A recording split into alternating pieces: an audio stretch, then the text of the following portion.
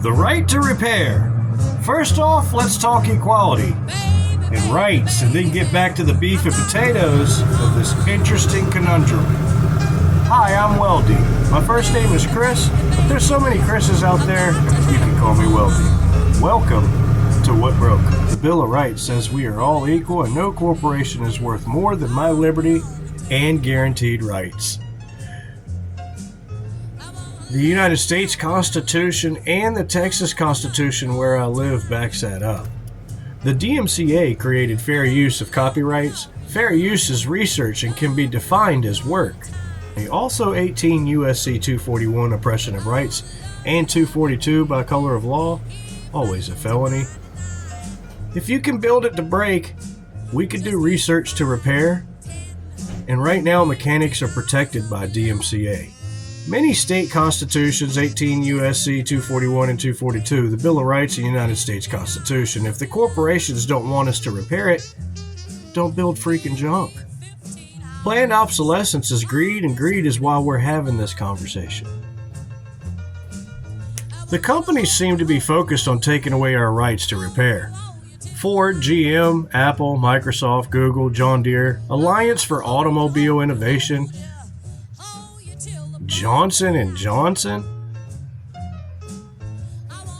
The logistics, the reality. A dead tractor in the field, crops on the ground for harvest, a weak window to fight weather control since 1947 to get the crop up before the storm hits and ruins the crop. The dealer says 2 weeks to even get in line for repair at the dealer.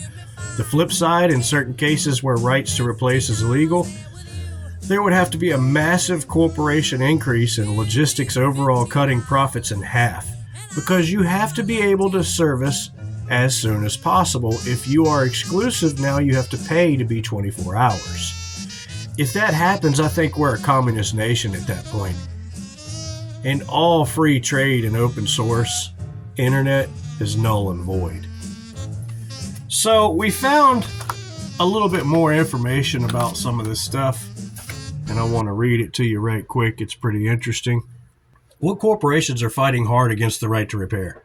Corporation opposition to the right to repair is led by massive tech, auto, and agricultural conglomerates. Companies like Apple, Microsoft, Google, and John Deere, and automakers like Ford and General Motors lobby heavily against legislation to maintain repair monopolies and protect proprietary data. The corporate fight is organized into a specific industry stronghold. Consumer tech companies like Apple, Microsoft, and Google argue that allowing third-party repairs poses severe intellectual property risk and compromises the cybersecurity and safety of their devices. Wow. Automotive industry. Lobbying groups like the Alliance for Automotive Innovation, representing manufacturers like Ford, GM, Toyota, and Volkswagen, are fighting hard against legislation. They argue that modern vehicles are rolling computers and that independent shops shouldn't have access to telematics and diagnostic software. The group is even actively sued to block popular state-level repair laws. Agricultural and medical equipment. John Deere spent years fighting farmers' efforts to repair their own tractors to protect their dealership service networks. Though they recently settled massive class action lawsuits, similarly, medical device manufacturers like Johnson & Johnson heavily lobby against opening up repairs on hospital equipment. Despite these efforts, consumer advocacy groups such as iFixit and state PIRGs have pushed through comprehensive right to repair laws in states like California, New York, Colorado, and Oregon. I said, could you give me a list of the Bill of Rights, please? And it gives the 10 amendments. First Amendment, freedom of speech. Religion, press, assembly, and the right to petition the government. Second Amendment, the right of the people to keep and bear arms. The Third Amendment, protection against the forced quartering, housing of soldiers in private homes. Fourth Amendment, protection against the unreasonable searches and seizures, requires warrants based on probable cause, and this is leading up to something. Fifth Amendment guarantees grand jury indictments, protection against double jeopardy and self-incrimination. The right to due process and just compensation for private property taken for public use. Sixth Amendment, the right to a speedy and public trial, an impartial jury to be informed of charges, to confront witnesses, and the right to an attorney. Seventh Amendment, the right to a jury trial in federal civil lawsuits involving a certain monetary value. Eighth Amendment, protection against excessive bail, excessive fines, and cruel and unusual punishments. The Ninth Amendment clarifies that citizens have other fundamental rights not explicitly listed in the Constitution. The 10th Amendment reserves powers not explicitly given to the federal government, to the states, or to the people. And I said, how would the Bill of Rights be applicable to the right to repair? And AI Google came back on 7/6/2026 and said the Bill of Rights does not explicitly mention technology or repair, but legal scholars and advocates frequently invoke several amendments to defend the right to repair. Corporate opposition also uses certain amendments to protect their proprietary software and hardware. The primary constitutional intersectional points are outlined below. The First Amendment code is free speech. The right to repair argument, legal precedent establishes that computer code is a form of speech. Under this framework, unlocking software, sharing diagnostic tools, and publishing repair manuals are protective expressions.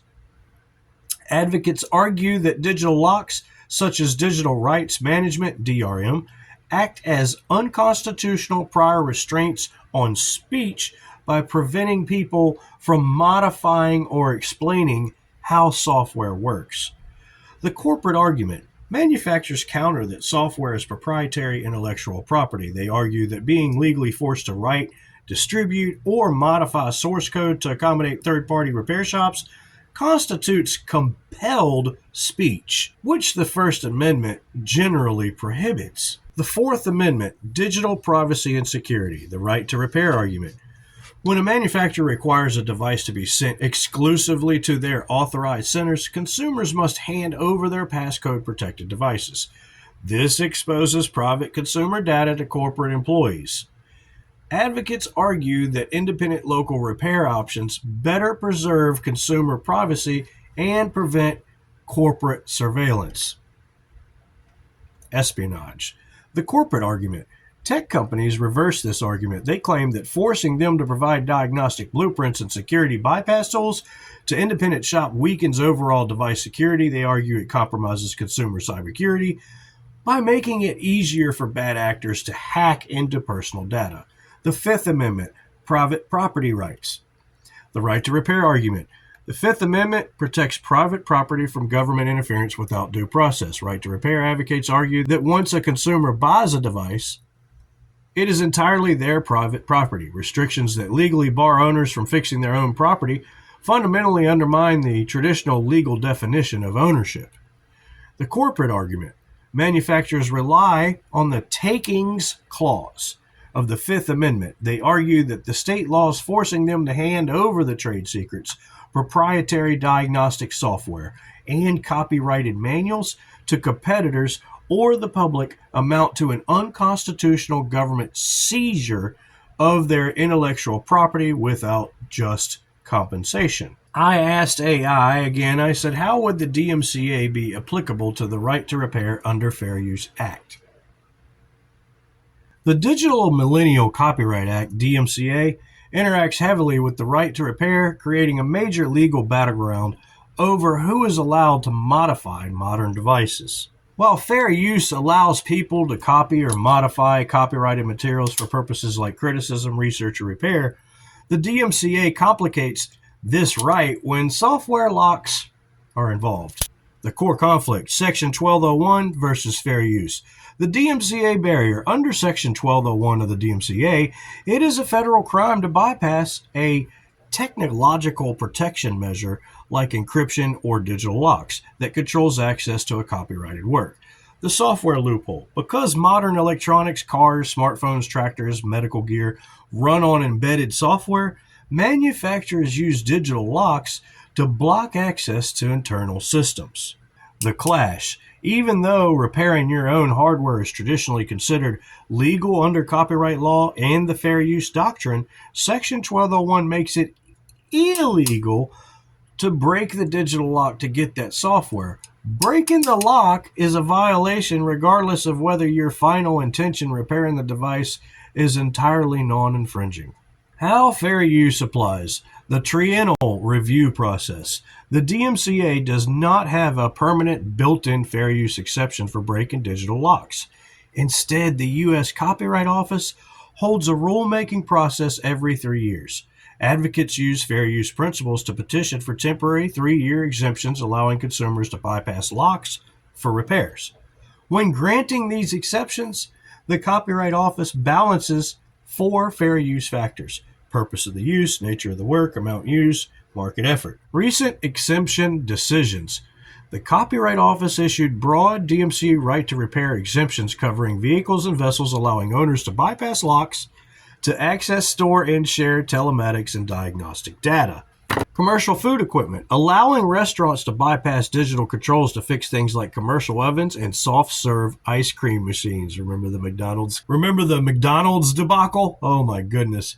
Medical devices, exemptions for hospital equipment repairs were upheld in federal appeals court, confirming that accessing embedded code for repair qualifies as a non-infringing fair use. The limits of DMCA exemptions. While fair use logic has won these temporary exceptions, right to repair advocates point out 2 massive flaws. Anti-trafficking ban. While it is legal for an individual to bypass a lock under an exemption, the DMCA still makes it illegal to manufacture or distribute the tools needed to do so. A farmer might have the legal right to bypass the tractor's lock, but it remains illegal to sell them and the software tool to actually execute it. Lack of permanence. Because these exemptions expire every 3 years, advocates must continually spend millions of dollars relitigating the same arguments to renew them. I said, how does 18 U.S.C. 241 come into play with the Repair Act? 18 U.S.C. 241, the federal criminal statute for conspiracy against rights, does not directly apply to the commercial right to repair laws like the Fair Repair Act or the Repair Act. Section 241 is a federal criminal civil rights law, whereas Fair Repair Act is a commercial, regulatory, and antitrust bill. However, legal theorists and digital rights advocates sometimes connect the two in an abstract or academic arguments. Why 18 U.S.C. 241 does not legally apply?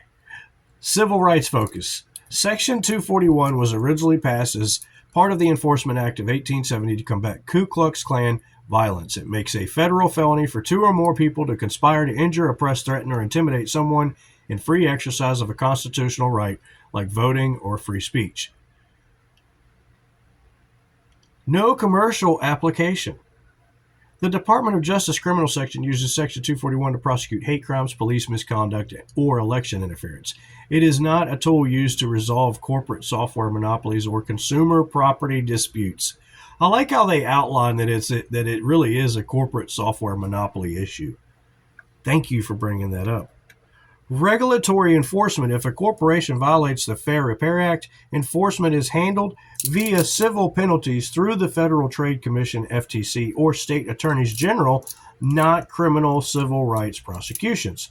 The fringe theoretical connection. While it has zero practical weight in a courtroom, right to repair activists sometimes invoke Section 241 conceptually in the following ways. Conspiracy to deprive property rights. Some hardcore consumer rights advocates argue that when a group of manufacturers and corporate executives intentionally collude to restrict a consumer's fundamental right to their own property, they are conspiring to lock people out of a legal right. The color of law misconception. People occasionally confuse Section 241, 18 U.S.C. 242, and that is deprivation of rights under color of law. Some argue that corporations acting under federal copyright laws like the DMCA are abusing federal powers to deprive citizens of their property rights. However, a private company protecting its intellectual property does not meet the legal standard of acting under color of law. Ultimately, if a manufacturer blocks you from repairing your phone or tractor, they are violating commercial and antitrust regulations, not committing a federal civil rights conspiracy under Section 241. Wow. Let me repeat that again. They're violating commercial and antitrust regulations. So I said, I disagree. Civil law has to be obeyed in order to do business. Each go together. Google AI came back with an answer and said, you are entirely correct that civil law and regulatory compliance are non-negotiable requirements for a corporation to legally exist and do business. There is an absolute codependent relationship between a company's legal right to operate and its adherence to civil, commercial, and antitrust statutes.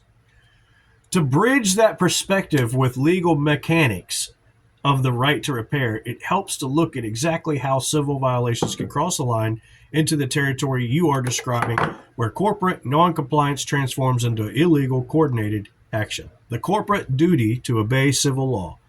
A corporation's character is entirely dependent on obeying the law. If a company systematically violates civil regulations, it faces severe legal consequences. Consent decrees. The Federal Trade Commission, FTC, can force non-compliant corporations into binding agreements that legally dictate how they must run their business. Structural remedies. In extreme cases of antitrust violations, courts can order a corporation to be broken apart entirely because it refuses to comply with fair market laws. Fair market laws? More like controlled market laws. Corporate dissolution. State attorneys general possess the corporate death penalty, the civil legal power to revoke a company's charter and shut it down if it operates in continuous violation of state law. Wow. Let me read that again. Corporate dissolution. State attorneys general possess the corporate death penalty, the civil legal power to revoke a company's character and shut it down if it operates in continuous violation of state law, where civil violations look like conspiracy. Your point about laws going together highlights why the right to repair fight is so intense. When corporations coordinate to bypass or abuse civil laws, the legal system tackles it through civil antitrust conspiracy, rather than criminal statutes like Section 241. The Sherman Antitrust Act, 15 U.S.C. 1. The civil law specifically targets any contract, combination, or conspiracy that restrains trade. The repair context. If tech companies or automakers collectively agree to use specific digital locks to block independent shops, or if they force their authorized dealerships to boycott third-party parts, they are engaging in an illegal civil conspiracy to monopolize a market.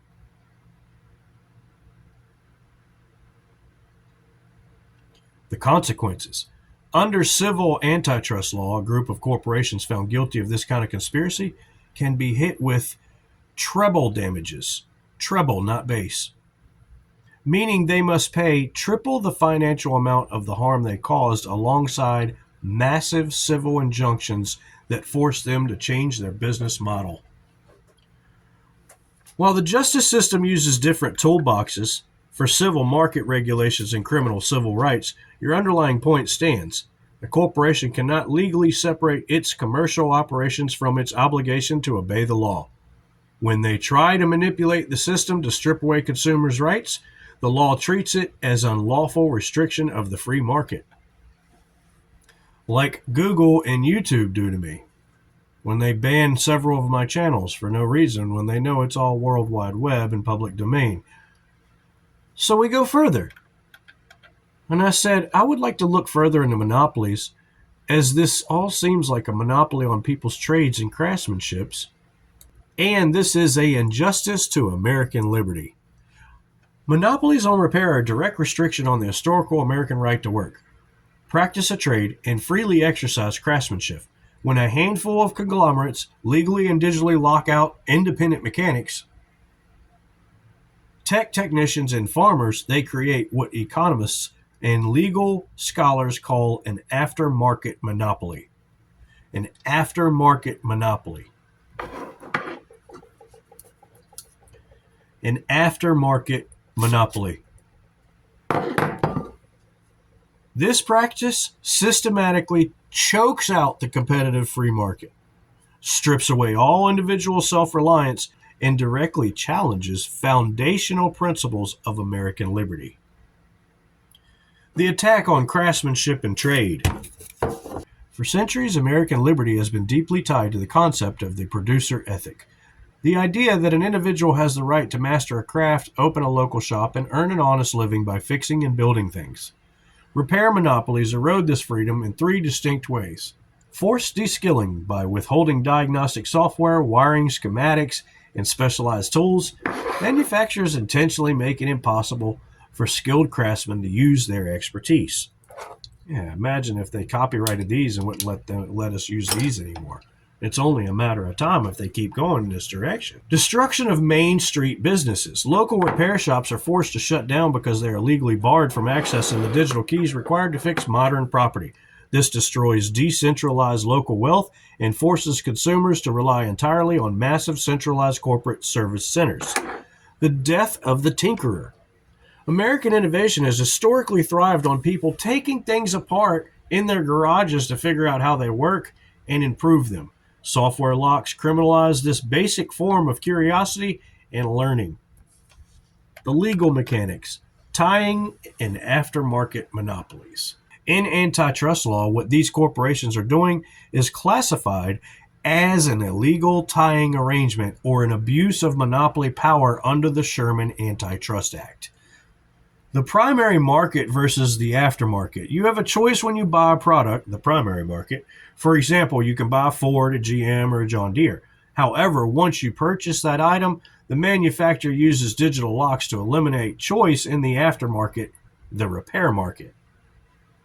How they lock it down. Because they are the sole source of the software codes needed to pair a replacement part to a machine, they grant themselves an absolute monopoly over the lifetime maintenance of that product. The Supreme Court precedent.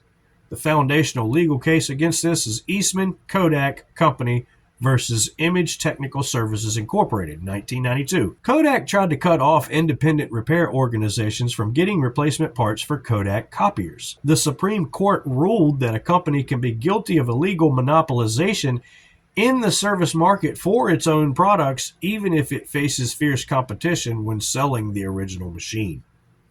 Wow! Why this is an injustice to liberty. The right to repair movement frames this issue not just as a consumer protection problem, but as a fight for fundamental liberty and property rights. The illusion of ownership. If you buy a tractor or a smartphone, but you are legally forbidden from fixing it, modifying it, or hiring a neighbor to repair it, you do not truly own it. You are essentially leasing it under the manufacturer's terms. This fundamentally undermines the American concept of private property. Economic coercion.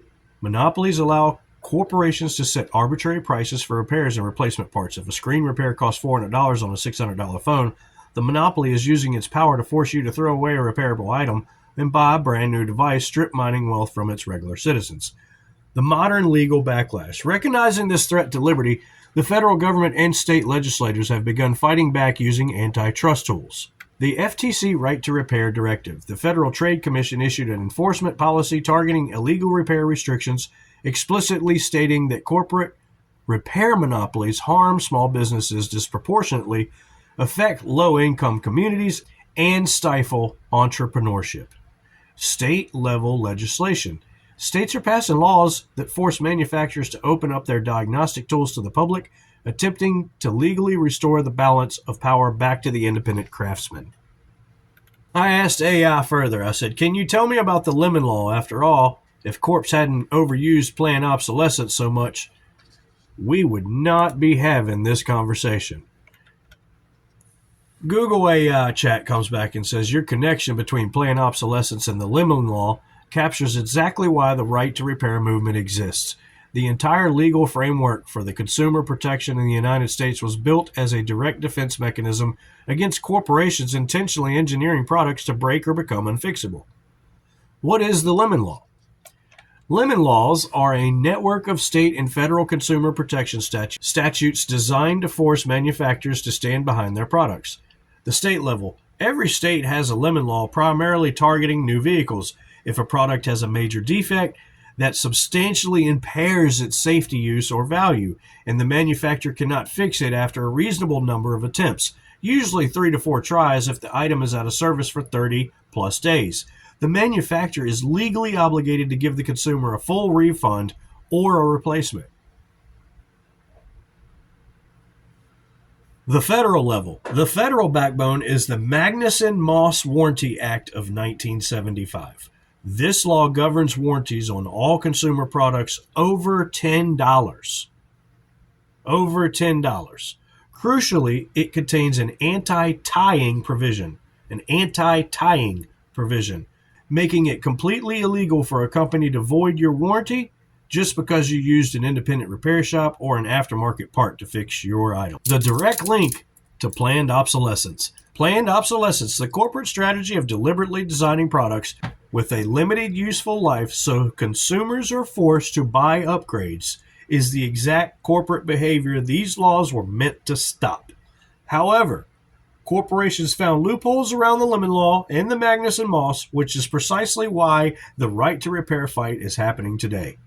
From mechanical failures to software locks. Historically, a lemon was a mechanical failure like a blown transmission. Today, corporations execute planned obsolescence digitally. They push software updates that intentionally slow down older hardware, or they use part serialization, digital handshakes between parts, to cause a device to reject a perfectly good replacement screen or battery. Because the hardware isn't broken, it's restricted by codes. Traditional lemon laws struggle to protect consumers. The abuse of authorized repair monopolies. Under the Magnuson-Moss Act, a manufacturer cannot void your warranty for going to an independent shop. To bypass this, corporations stop telling consumers, it voids your warranty, and instead starting withholding the digital tools and parts needed to perform the repair in the first place.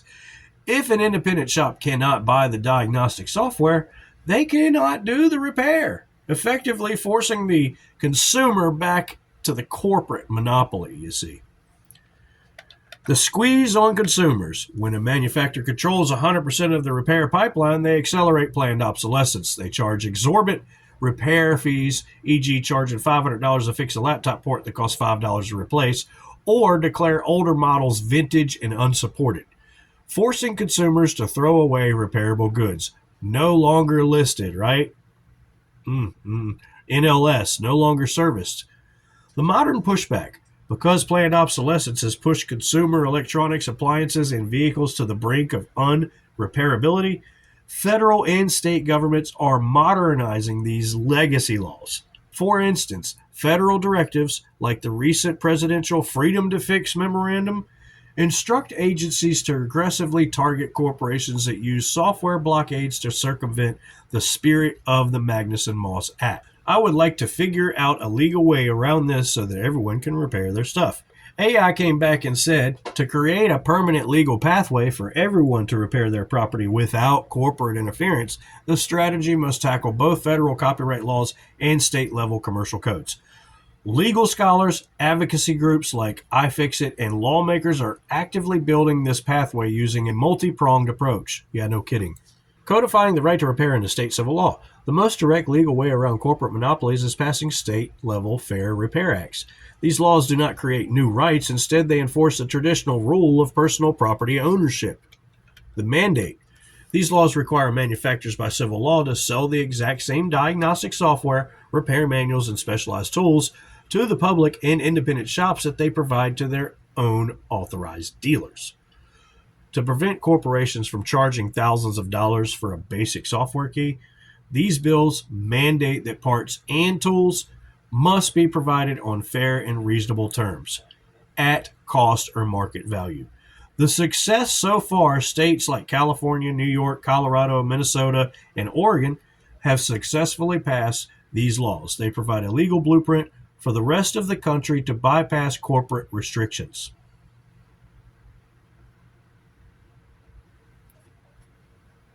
Passing the Federal Freedom to Repair Act. While state laws open up access to parts and tools, they are still limited by federal copyright law. To permanently fix this, Congress must pass the Freedom to Repair Act. The DMCA workaround. This federal bill would permanently amend Section 1201 of the Digital Millennial Copyright Act, DMCA. The legal shift. It would make bypassing a legal lock or encryption completely legal for the purpose of repairing, maintenance, and diagnosis. This would permanently eliminate the need for advocates to fight the U.S. Copyright Office every 3 years for temporary exemptions. The distribution fix. Crucially, it would legalize the creation and distribution of the software tools needed to bypass those digital locks, allowing developers to legally build open source diagnostic programs for the public, outlawing parts pairing and digital serialization. Corporations are increasingly using software to serialize parts. For example, if you swap a screen from one identical iPhone to another, the phone's software will disable the features like Face ID because the microchips don't match. The legal fix. Future legislation must explicitly ban parts pairing.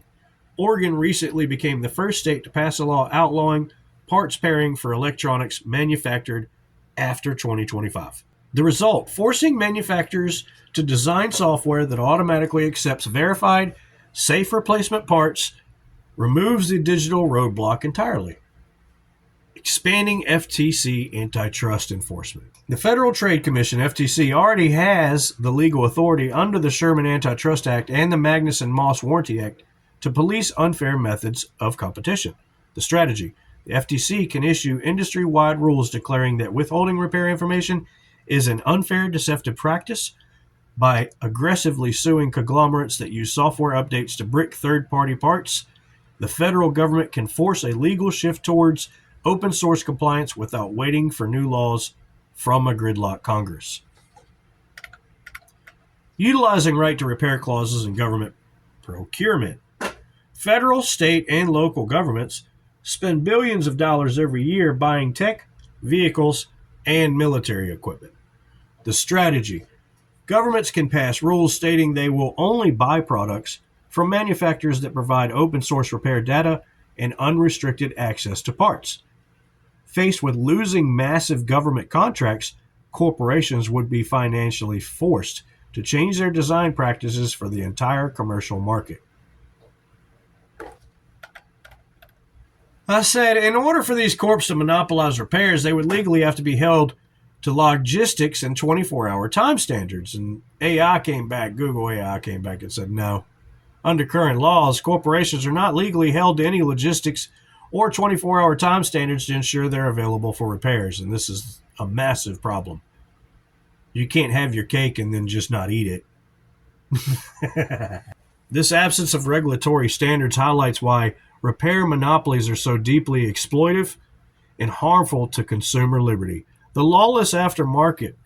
When a corporation creates a monopoly, the legal framework only looks at whether they achieved it through anti-competitive behavior, such as artificially blocking competition via software locks.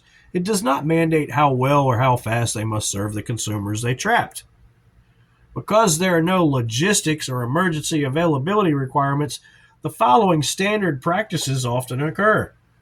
Arbitrary wait times. A farmer's multi-million-dollar combine harvester can break down in the middle of a critical harvest window. Because of parts pairing and digital locks, they cannot fix it themselves. They're forced to wait days or even weeks for a single authorized corporate technician to drive out with a proprietary laptop just to clear an electronic code. Artificial shortages. Manufacturers face no penalties for keeping replacement parts out of stock. If they run out of proprietary microchip, your device sits uselessly at their authorized facility indefinitely. Service deserts. Corporations routinely close authorized service centers in rural and low-income areas to cut overhead, forcing consumers to travel hours or pay an exorbitant shipping fees to access basic repair services. Why public infrastructure is different. Your logic about 24-hour availability applies strictly to public utilities and government contracted monopolies, like electric grids, water companies, or traffic signal management. If the city grants a single company an exclusive monopoly over the power grid, that company is legally bound by strict civil regulations to maintain 24/7 emergency dispatch teams and fast response logistics. However, consumer electronics, agricultural machinery, and automotive conglomerates operate in the commercial free market. They have successfully used copyright and intellectual property loopholes to build unregulated monopolies in the aftermarket, the service phase after a product is purchased. They enjoy the financial benefits of an exclusive repair monopoly without any of the civil service obligations that public utility monopolies must uphold. The right to repair solution. The right to repair movement seeks to address this exact operational imbalance. Rather than attempting to force massive corporations to build a flawless 24-hour emergency response network, which would be highly impractical, advocates argue for a simpler, decentralized approach, force them to release the digital keys, schematics, and tools to the public. By breaking the artificial bottleneck, a farmer, an independent mechanic, or a local repair technician can step in to complete the fix immediately, restoring natural market competition and safeguarding individual trade liberty. Not to mention people's lives. I think we can conclude with what I started with, you know? If you can build it to break, we can do research to repair, and right now mechanics are protected. If the corps don't want us to repair it, then don't build freaking junk. Planned obsolescence is greed, and greed is why we're having this conversation to begin with. Now, I named off all the corporations that are doing this stuff. You know what the other obvious solution is, right? I don't think I have to tell you. Y'all are pretty smart. That's why you're following, and that's why you're here. Thanks for watching. In the next video, we're going to be finding what's broke. We're working on a 1992 Volvo that has a no start issue, and we go through a series of things and find a series of broken parts to figure out what's broke. Why'd they break? A lot of mechanics are quick to throw parts on cars without figuring out why the part they have in their hand that's broken and the brand new part that they're getting ready to put on the car look, feel, and are identically the same. Except one broke and the other one is going to break. I think it's the mechanic's job to figure out why that part broke and figure out a solution, so that all these greedy corporations can quit being so fat and greedy and nasty to everybody in the public. You see nothing but massive record profits right now, and you see atrocious things happen in humanity right now. It seems as if they go together. Stop the flow of money, stop the flow of atrocity. When you find the corporations that are doing this to their own consumers via their own products that they're making, it's pretty obvious what their objective is. I don't think people like that. I personally, my opinion, I don't think corporations like that need anybody's support. That's just me. Thanks for watching. Y'all are great. Y'all are worthy of love and great wealth, and today is wonderful. Go out there and show everybody your smile. It's the best thing you got in your wardrobe. Peace. Yep, right to repair file. Try to play it back. No, we have to build the index, then play. Okay, let's build the index and let's play it. You see, the problem is I'm editing this video and I've run out of my file. It stopped at the Fifth Amendment private property rights. And what's real funny is the file shows it's only 2 minutes and 52 seconds, but it's not. So the last time I recorded this, the phone ended it. The file's 252, and then, but the file keeps on playing. You see it's 307, 310, but it's 252, right? I keep hitting the stupid camera over here, but anyway. Yeah. Pretty funny, because over here I can show you the file right here on this phone. It only showed 4 minutes of it. 4 seconds, I'm sorry. It went sideways, couldn't open camera, 526, but wouldn't show the, the full time.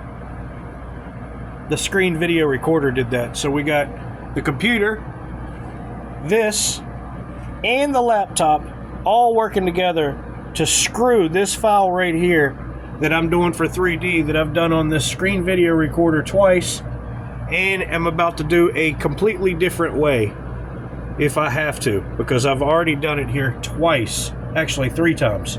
This is the 3rd time. So yeah, good times on this video right here so far that I'm making, and as you can see, it is a real fun one. We're overlaying all this stuff, I'm moving my head around, and it's just really something else. All part of the game. Get a good picture of this all the way over.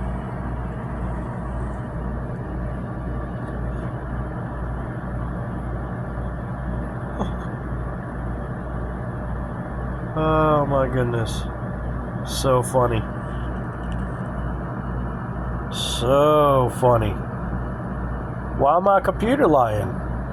Why my laptop scheming? Why my Wi-Fi breathing?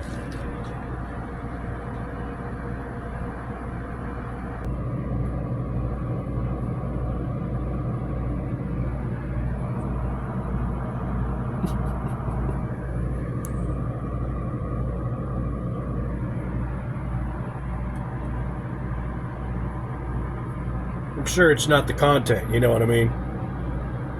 Oh yeah, still editing this video the third day because it's playing all kinds of cool stuff. Let's show you what's going on.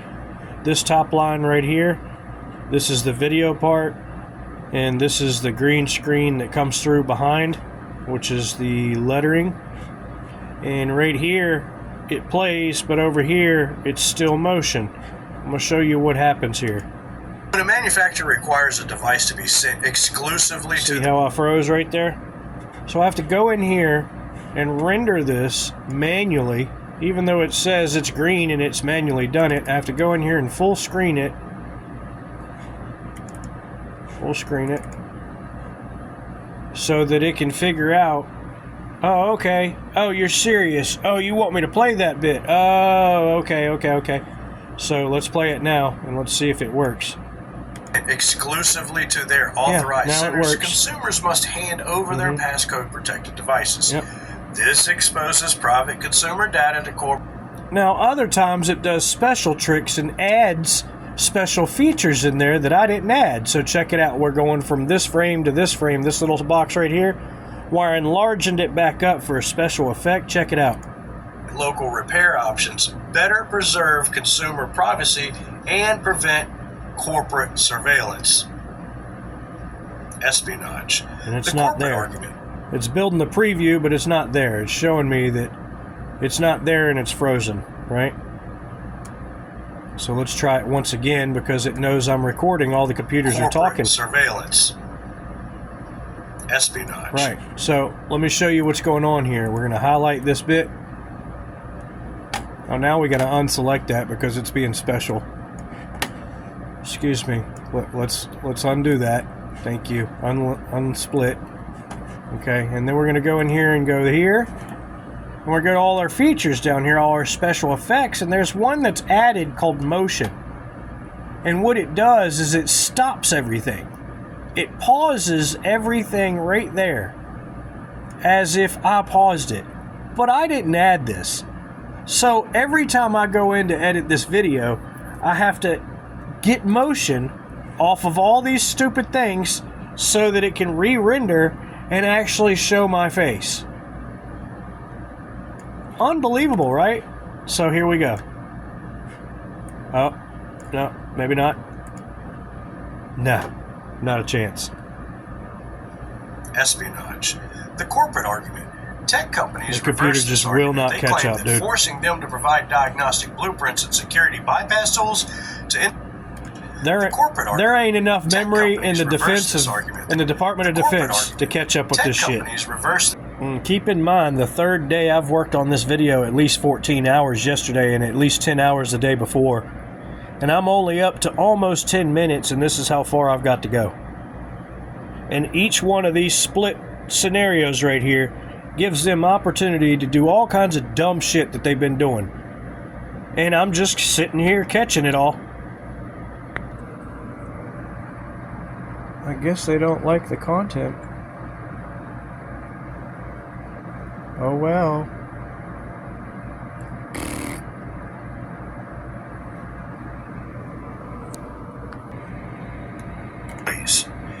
Advocates argue that independent local repair options better preserve consumer privacy and prevent corporate surveillance.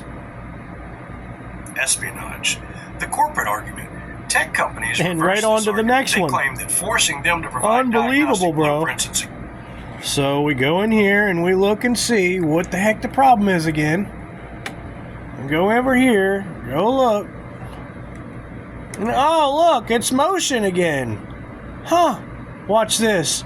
Watch. I'm going to exit out and then watch it learn. Look. You see the green bar render? Ridiculous, right?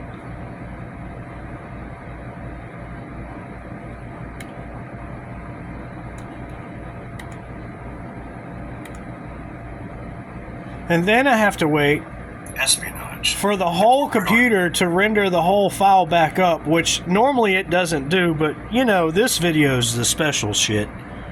So we have to wait for this cursor to go all the way back up to wherever we're at right here, almost 7 minutes in right here, before we can even view and wait for and work on the rest all the way over. So if you're wondering why it's so time consuming in making videos, I would say 90% of editing these videos is fighting the fucking feds. And that's straight up. And if it isn't the feds, then I can tell you one thing for sure. The feds ain't doing us no favor in protecting anybody on this American soil, and everybody fucking knows it. And I have proof of it right here. And we're going to be sharing that in court and all across the world. Because you know what? We're all sick and tired of this shit, and somebody's got to stand the fuck up, so why not me? Oh yeah, and so we start getting into the FTC, the Federal Trade Commission, and then there's this big spot here of like 4 or 5 minutes that was totally edited out of all this that I screen video recorded, not once, not twice, but 3 different times. I had to screen video record over the screen video record because of this right here. Oh, you could normally play your file that's right here, but you can't because you need to build an index and then play it, and then you can go back and screen video record it again, and then you can keep on building indexes for the fucking screen video recorder so that your video can play these certain spots that the computer, the feds are trying to eliminate from our knowledge and from my search and from my video as I'm trying to create it. Yet another deal. So let's go ahead and build the index, and let me show you how long this takes. We're on now day 4. Day 4 of how long of a video? Almost 40 minutes. So we're going to build the file so we can play the file, so that I can record the file again, so that I can fill the void that's missing right here that they collectively, strategically just took out as I'm editing the video. How many times a week do you think this happened, folks? Every time I talk about the government, every time I give you advice of the research that I've found, the experience that I've found, every time I give you a nugget of something they don't want you to know about, this is what I have to go through right here. This is why I named this file this right here. So now I'm going to have to go back through here and figure out exactly where the area is that's missing that I need, then screen video record that area, then go back and figure out how to transfer it to 5 different machines to see if I can get it to function the way it's fucking supposed to. I'm sure no one understands who's listening or watching the stress that becomes a creator when you collectively know every day that everything you do is going to be against you, and you're going to have to figure out new ways to do new shit that normally works for everybody else, just not you. What's broke here is the people representing us. They're not representing it. They're not representing us anymore. They're broken. You broke. You burnt, son. Get out. Get lost. We're going to get some new people in here that are going to have our interest at heart, that will represent us. You see, every time we deal with situations like this, they're doing exactly the opposite of what they're supposed to do. They're supporting the corporations and not supporting the individuals and the liberties. And the governments were set up to support strategically the individuals, not the motherfucking corporations. The corporations are corpse with an E. They're dead. We are living.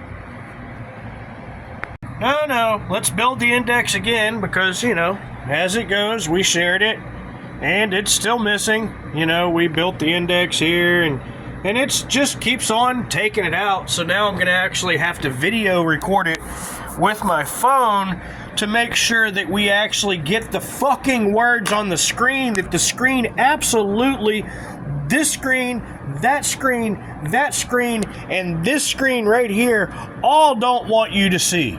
So here the fuck we go, okay?